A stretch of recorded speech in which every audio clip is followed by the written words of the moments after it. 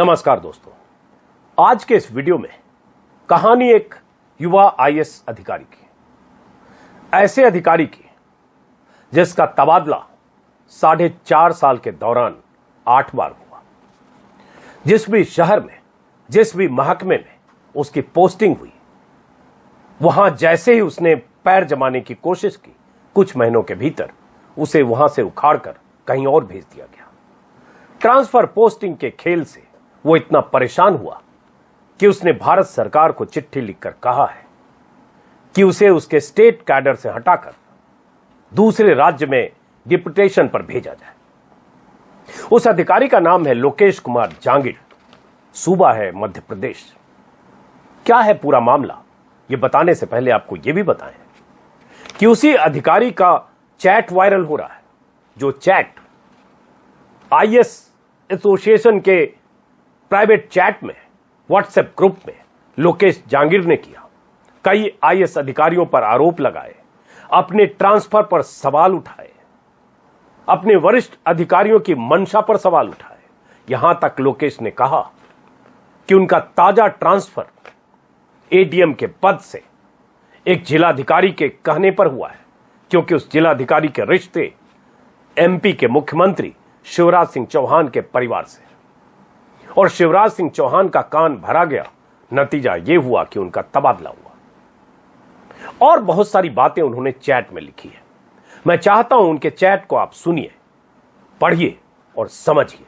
इससे अंदाजा लगेगा कि कोई अधिकारी, युवा, जिसकी नौकरी के कुल जमा 7 साल हुए, ग्राउंड पोस्टिंग के कुल जमा 4.5 साल हुए, इन्हीं 4.5 साल में कैसे कैसे तजुर्बों से गुजरता हुआ आज वो हताश नजर आ रहा है, बागी भी नजर आ रहा है।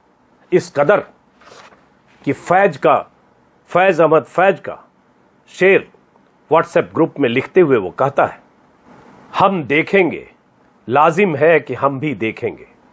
और फैज अहमद फैज की ये लाइनें आईएएस एसोसिएशन के व्हाट्सएप ग्रुप में शेयर करते हुए नीचे वो लिखता है, please Google for context, lyrics and translation in English and Hindi. इनकलाब जिंदाबाद। और यह भी कहता है कि जिन्हें उर्दू की जानकारी नहीं है वो गूगल का इस्तेमाल करें। ऐसी नौबत आई क्यों लोकेश जांगिड़ के साथ, यह समझना जरूरी है।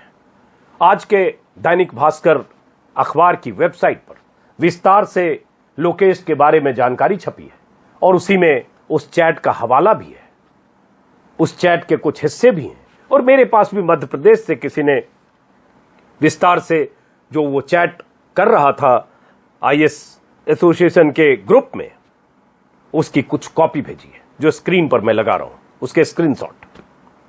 और जब वो लोकेश इस ग्रुप में अपने तबादले से परेशान होकर ये लिख रहा था कि बड़वानी में अभी वो पोस्टेड थे एडीएम के तौर पर, कुछ दिन पहले 42-43 दिन पहले उनकी पोस्टिंग हुई थी, और वहां से उनका तबादला कर दिया गया।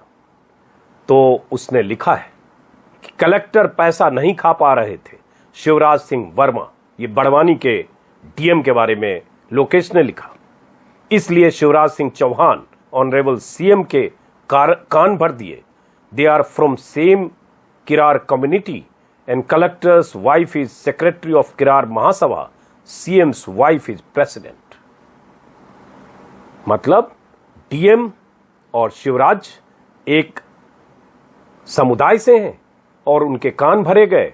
और इसमें कहानी क्या आ रही है, जो लोकेश के हवाले से है, कि बड़वानी में उनका ट्रांसफर किया गया 42 दिन पहले। राज्य शिक्षा केंद्र के अपर संचालक थे, वहां से एडीएम बनाया गया, और कहा जा रहा है कि उनका तबादला प्रशासनिक वजहों से हुआ। लेकिन दूसरा पक्ष यह भी है, जो लोकेश खुद कह रहे हैं, कि कोरोना काल में उन्होंने बहुत मुस्तैदी से काम किया और वहां ऑक्सीजन कंसंट्रेटर की खरीद में भ्रष्टाचार का खुलासा किया, जो दुगनी कीमत पर वहां कंसंट्रेटर खरीदी जा रही थी। और उस खुलासे से 39,000 का कंसंट्रेटर 60,000 में बड़वानी में खरीदा गया। और इस हेर फेर पर लोकेश ने चार्ज लेते ही लगाम लगाई। भ्रष्टाचारी नाराज थे, स्थानीय कर्मचारी, अधिकारी सब उनसे परेशान थे, इसलिए उन्हें रातों रात हटा दिया गया। लोकेश को बड़वानी से हटाए जाने के बाद ग्रुप चैट में जो उन्होंने लिखा, उसके बाद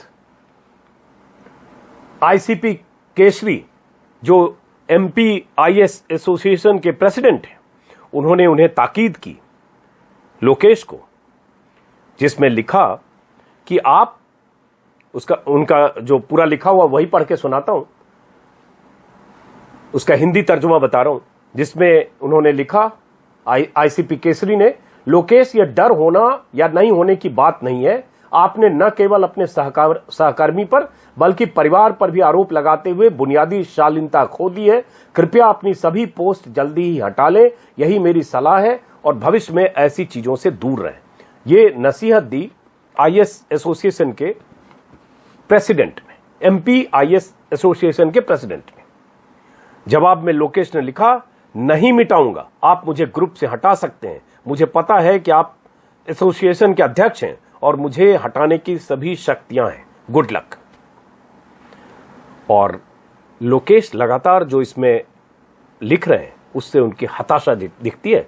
कई हिस्से उस चैट के मेरे पास हैं जिसमें उन्होंने ये भी लिखा है, I will come out with a book post retirement and hopefully bring the facts before everyone to see right now and my hands are tied by the bloody conduct rules. मेरे हाथ कंडक्ट रूल से बंधे हैं। Retirement के बाद मैं सारी चीजें लिखूंगा जो यहां हो रहा है। और अपनी निडरता की बात भी कर रहे हैं।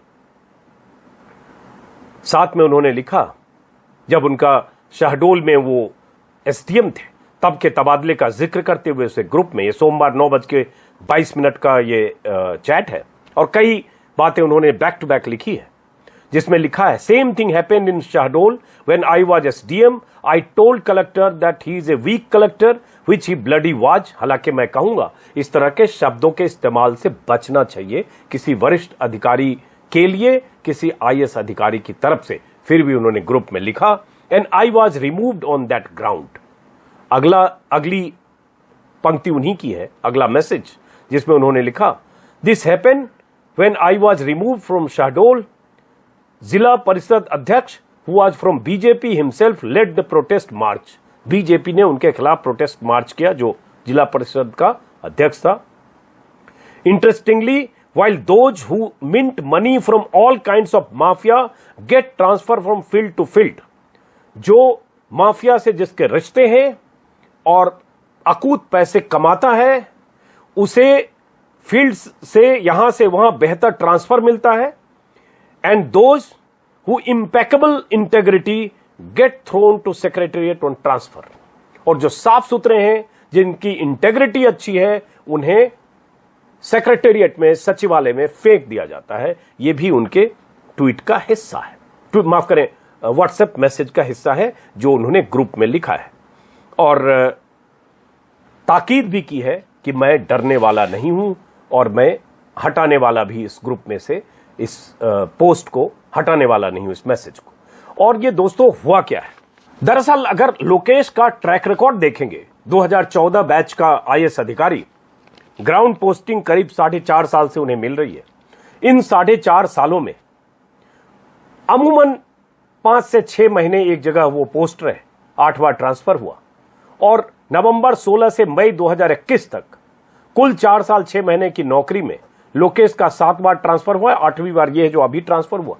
शिवपुर जिले के Vijaypur SDM Shahdol, under secretary राजस्व, डिप्टी सेक्रेटरी नगरीय प्रशासन एवं विकास विभाग, सीईओ जिला पंचायत, सीईओ हरदा, एडीएम गुना, ऐसे अलग अलग पोस्ट पर रहे। और 8वीं बार जो उनका तबादला हुआ वो 42 दिन में बड़वानी के एडीएम पद से हुआ, जिसके बारे में उनका आरोप है कि डीएम ने शिवराज सिंह चौहान के कान भरे और इसलिए उनका ट्रांसफर हुआ। भास्कर ने विस्तार से उनके पोस्टिंग के बारे में खबर छापी है कि कहां कहां उनके ट्रांसफर हुए। अब हुआ ये कि इस तबादले से, पोस्टिंग से और बार बार परेशान किए जाने से जो उनका आरोप है, उन्होंने डीओपीटी को चिट्ठी लिखकर कहा है कि उन्हें महाराष्ट्र कैडर में डिपुटेशन पर भेज दिया जाए। वो एमपी में नहीं रहना चाहते हैं, लेकिन चूंकि इस बीच उनकी ये चैट वायरल हुई, तो आज जो एमपी के कैबिनेट मंत्री हैं विश्वास सारंग, उन्होंने आज मीडिया को कहा कि लोकेश का यह तबादला रूटीन प्रशासकीय तबादला है। उनका ट्रैक रिकॉर्ड देखा जाना चाहिए। जिस स्थान पर आए वो ज्यादा अहम है। जहां अभी उनकी पोस्टिंग एडीएम से हटाकर उनकी पोस्टिंग हुई है राज्य शिक्षा केंद्र में, यहीं से वो एडीएम बड़वानी गए थे, वहीं वापस। तो विश्वास सारंग ने कहा है कि एडीएम से ज्यादा बड़ी जिम्मेदारी उन्हें दी गई है। और जिस प्रकार से उन्होंने फोन टैप किया, हालांकि फोन टैप की मुझे जानकारी नहीं है, चैट लीक करने या चैट सार्वजनिक होने की बात है, जो चैट उनके सार्वजनिक है, जो आईएएस एसोसिएशन के ग्रुप में जो चैट था, जिस प्रकार से उन्होंने फोन टैप किया, उनके खिलाफ कड़ी कार्रवाई होगी। यह आचार संहिता का उल्लंघन है, ऐसा उन पर अब आरोप है। सवाल यह उठता है कि उन्होंने आचार संहिता का उल्लंघन किया, इसकी भी जांच होनी चाहिए और उनको शो कॉज नोटिस भेजा गया, लोकेश को जवाब देना चाहिए। लेकिन उससे बड़ा सवाल यह नहीं है कि किसी आईएएस अधिकारी का 4.5 साल में 8 बार ट्रांसफर हो जाता है और इतना हताश और परेशान हो जाता है कि स्टेट कैडर छोड़ना चाहता है, केंद्र सरकार को चिट्ठी लिखता है। तो क्या सूबे के मुखिया, मुख्यमंत्री को या वरिष्ठ अधिकारियों को बुलाकर उस अधिकारी से बात नहीं करनी चाहिए? ऐसी नौबत क्यों आई? क्यों बार बार तबादले होते हैं? उनका कहना है, उनका आरोप है, उन्हें जानने वाले लोगों का कहना है कि चूंकि वो बहुत मुस्तैद अधिकारी हैं, बहुत मुस्तैदी से काम करते हैं, ड्यूटी को लेकर बहुत पाबंद हैं, भ्रष्टाचार को लेकर बहुत सख्त हैं, किसी की जल्दी सुनते नहीं, किसी के दबाव में आते नहीं, इसलिए उन्हें ज्यादा दिन तक एक जगह तैनाती मिलती नहीं। भास्कर ने जो खबर छापी है उसमें कुछ और जानकारी विस्तार से देते हुए भास्कर ने कहा है कि एक तरह से हरियाणा के अशोक खेमका का जिक्र करते हुए कि हरियाणा कैडर के आईएएस अधिकारी अशोक खेमका के 30 साल की नौकरी में 53 तबादले हुए, यानी उन्होंने भी औसतन 7 महीने में तबादले झेले। तो ये अशोक खेमका इन मेकिंग है। लेकिन सवाल तबादलों का नहीं है, सवाल सरकार कैसे अधिकारियों से डील करती है। और ये हर सरकार में है कि जो करप्ट अधिकारी होता है, कई बार उनके संरक्षणकर्ता ज्यादा होते हैं, क्योंकि सत्ता में नीचे से लेकर ऊपर तक बैठे लोग, नौकरशाही में नीचे से ऊपर तक बैठे लोग उसे अपनी छांव में, उसे अपनी सरपरस्ती में रखते हैं, अच्छी पोस्टिंग देते हैं, मलाईदार महकमे देते हैं, और जब वो माल कमाता है तो उसकी हिस्सेदारी यहां से लेकर वहां तक होती है। लोकेश के केस में क्या हुआ, इसकी जांच होनी चाहिए। लोकेश का आरोप ऐसा क्यों है, इसकी भी जांच होनी चाहिए कि ऑक्सीजन कंसंट्रेटर 39,000 रुपए का 60,000 में खरीदा गया, और अगर यह खरीदा गया ऑक्सीजन कंसंट्रेटर 21,000 ज्यादा में, तो यह कैसे खरीदा, यह किसकी जिम्मेदारी है, और इस करप्शन के लिए किसे सजा मिलेगी? जांच तो इस बात की होनी चाहिए, न कि सिर्फ इसलिए क्योंकि ये चैट लीक हो गई इसलिए उन्हें शो कॉज नोटिस भेजकर आचार संहिता के दायरे में कसकर उन्हें सजा मिले। तो दोस्तों, एक आईएएस अधिकारी, एक युवा जब आईएएस में भर्ती होता है, बहुत तरह के सपने देखता है, समाज के लिए काम करने के सपने, शहर जहां भी पोस्टिंग होती है, आसपास सोसाइटी के लिए अच्छे काम करने के सपने। लेकिन उन सपनों पर जब ग्रहण लगता है, जब जो करना चाहता है उसे करने नहीं दिया जाता है, तो फ्रस्ट्रेट होता है। तो क्यों न माने कि लोकेश बहुत फ्रस्ट्रेटेड है? क्यों न माने कि 4.5 साल में किसी अधिकारी का 8 बार ट्रांसफर उसे सजा के तौर पर यहां से वहां तक भेजा गया, क्योंकि उस सिस्टम में वो फिट नहीं हो रहा था, जिस सिस्टम में कई ऐसे लोग थे जिनके तार कहीं से जुड़े थे और जिन्हें लोकेश की स्टाइल ऑफ फंक्शनिंग पसंद नहीं थी। इसकी भी जांच होनी चाहिए, और अगर गलती लोकेश की है तो यह खुलासा होना चाहिए। अगर वो नॉन परफॉर्मेंस के आधार पर उनके तबादले हुए तो ये इसके लिए व्हाइट पेपर आना चाहिए, पता चलना चाहिए। और अगर उनके तबादलों के पीछे कोई तंत्र है, कोई नेक्सस है, कोई कॉकस है, तो इसका भी खुलासा होना चाहिए। लोकेश जांगिर ने केंद्र सरकार को जो चिट्ठी लिखी है, महाराष्ट्र में 3 साल के डिप्यूटेशन पर भेजने की जो चिट्ठी डीओपीटी को लिखी है, उस चिट्ठी में उन्होंने कहा है कि 3 साल के लिए इंटर कैडर प्रतिनियुक्ति पर उन्हें भेजा जाए, क्योंकि जब मेरी उम्र 7 साल की थी तब पिता की मृत्यु हो गई थी। अब परिवार में 87 साल के डायबिटिक दादाजी और 57 साल की विधवा मां को उनकी जरूरत है, इसलिए उन्हें महाराष्ट्र सरकार में इंटर कैडर डिप्यूटेशन पर भेजा जाए। कहा जा रहा है कि इस पर महाराष्ट्र सरकार और केंद्र सरकार की सैद्धांतिक सहमति है, लेकिन एमपी सरकार की सहमति अभी बाकी है। अब यह फैसला तो महाराष्ट्र सरकार, केंद्र सरकार और मध्य प्रदेश की सरकार को लेना है। लेकिन उससे बड़ा सवाल यह है कि लोकेश जांगिड़ ने जो आरोप लगाए, उन आरोपों की तह तक जाकर क्या शिवराज सिंह की सरकार जांच करेगी? क्योंकि एक युवा अधिकारी अगर इतना परेशान होता है कि अपना स्टेट कैडर छोड़ना चाहता है, 4.5 साल में 8 तबादलों से हताश होता है, तो उसकी जांच भी बहुत जरूरी है। फिलहाल इस वीडियो को दोस्तों यहीं खत्म करते हैं, इसलिए क्योंकि यह कोई लोकेश का अकेला मामला नहीं है। हर राज्य में अधिकारियों के साथ, ईमानदार अधिकारियों के साथ, ड्यूटी के प्रति पाबंद अधिकारियों के साथ ऐसे बर्ताव होते हैं। इसलिए लोकेश की कहानी शिवराज सिंह चौहान तक पहुंचनी चाहिए और उम्मीद है कि शिवराज सिंह चौहान इस अधिकारी के खिलाफ कार्रवाई करने की बजाय पूरे मामले को समझेंगे, दखल देंगे। और यह बड़ा इल्जाम यह है कि शिवराज सिंह चौहान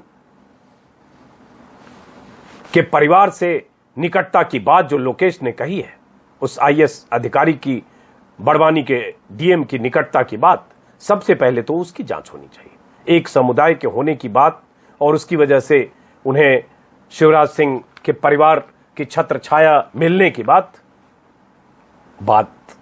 में अगर दम है तो जांच इसकी भी होनी चाहिए। फिलहाल इस वीडियो को यहीं खत्म करते हैं दोस्तों, फिर मुलाकात होगी किसी और वीडियो